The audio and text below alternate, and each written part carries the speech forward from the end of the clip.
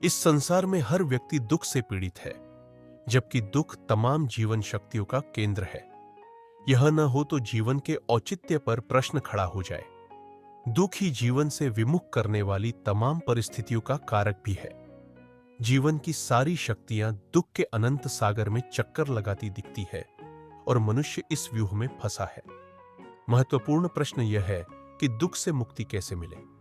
वास्तव में इस लोक में जो भी अवस्थित है, चाहे मानव हो या पशु, सभी को जन्म से लेकर मृत्यु पर्यंत दुखों से ग्रस्त रहना पड़ता है। यह लोक हमारा निज स्थान नहीं है, क्योंकि प्रत्येक जीव में आत्मा का निवास होता है जो अविनाशी है। अर्थात हम भी किसी अविनाशी लोक से आए हैं, जिसके बारे गीता अध्याय 18 श्लोक 62 में कहा गया है कि हे अर्जुन, तू उस शाश्वत स्थान में जा जहां जाने के बाद हमारा जरा मरण समाप्त हो जाता है।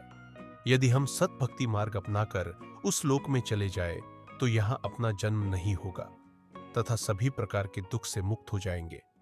अक्सर देखा गया है कि पास में सब कुछ है, फिर भी समस्या का समाधान और प्रश्न का उत्तर नहीं मिलता तो बेचैनी बढ़ जाती है। इसीलिए बड़े बड़े कुबेरपति, राजा महाराजा, राजनेता और सम्राट अपने प्रश्नों का उत्तर पाने के लिए उन लोगों के पास जाते रहे जो आत्मा की दृष्टि से समुन्नत थे। फिर भी उन्हें इहलौकिक पीड़ाओं और दुखों से मुक्ति नहीं मिली। जीवन बना ही दुखों से है, जीवन मात्र ही दुख है।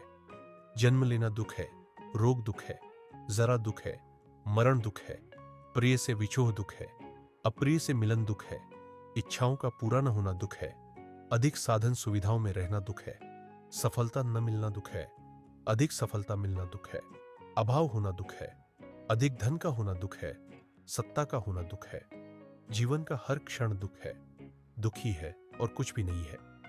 दुखों की उत्पत्ति के कारणों की खोज लंबे समय से हो रही है, जबकि घोर पीड़ा एवं दुखों का उद्भव सदा ही रहस्यपूर्ण रहा है। उसकी अनुभूति स्पष्ट होती है, किंतु उसका अंकुर कब, कहां और कैसे फूटा, यह हमें पता ही नहीं चलता।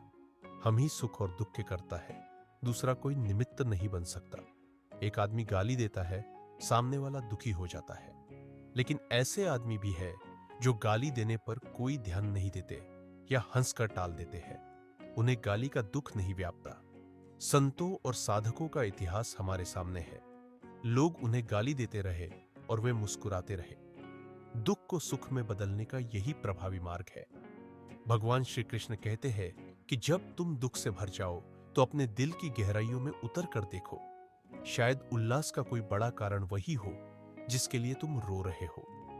अक्सर हम समस्या का समाधान बाहर खोजते हैं, जबकि वह किसी स्कूल या कॉलेज में नहीं, सजे हुए बाजारों में नहीं मिलता।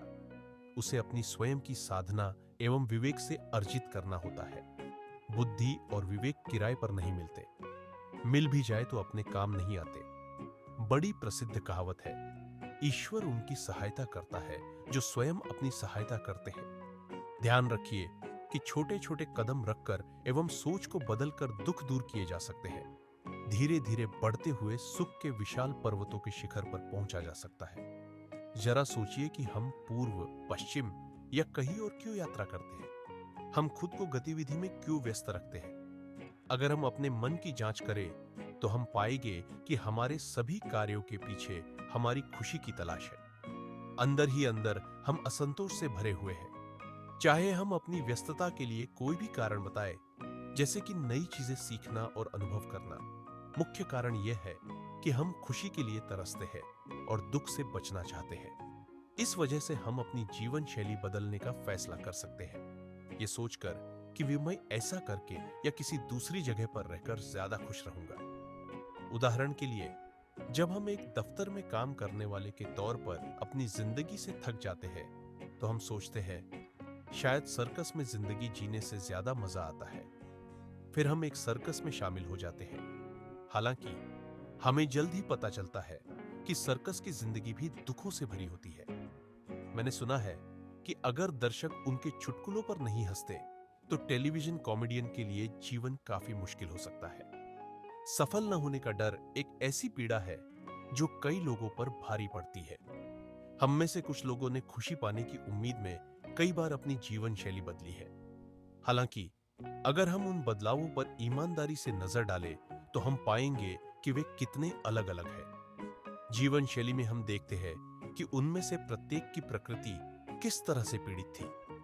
उन जीवन शैली में शामिल होने से पहले वे बहुत आकर्षक लगती थी, लेकिन जब हम उनमें डूब गए तो प्रत्याशित प्रसन्नता जल्द ही असंतोष में बदल गई। जब भी हम पहली बार किसी से मिलते हैं, चाहे वह राजा जैसा उच्च स्थिति वाला व्यक्ति हो या कोई साधारण व्यक्ति, हम एक दूसरे से विनम्रता पूर्वक बात करते हैं और सब कुछ ठीक लगता है।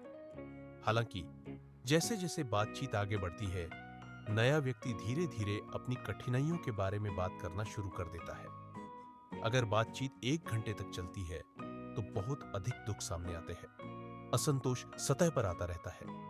यह जीवन की प्रकृति है, जैसा कि हम वर्तमान में जानते हैं। दुख में चक्कर लगाते हुए बार बार असंतोष का अनुभव करना चक्रीय अस्तित्व या संसार कहलाता है। बहुत से लोगों का विचार है कि संसार एक स्थान है, इसलिए जब वे भीड़ भरे शहर या शोरगुल वाले बाजार में होते हैं तो वे संसार में होते हैं, लेकिन जब वे पहाड़ों या मठ में होते हैं तो संसार में नहीं होते। ये एक बड़ी गलती है।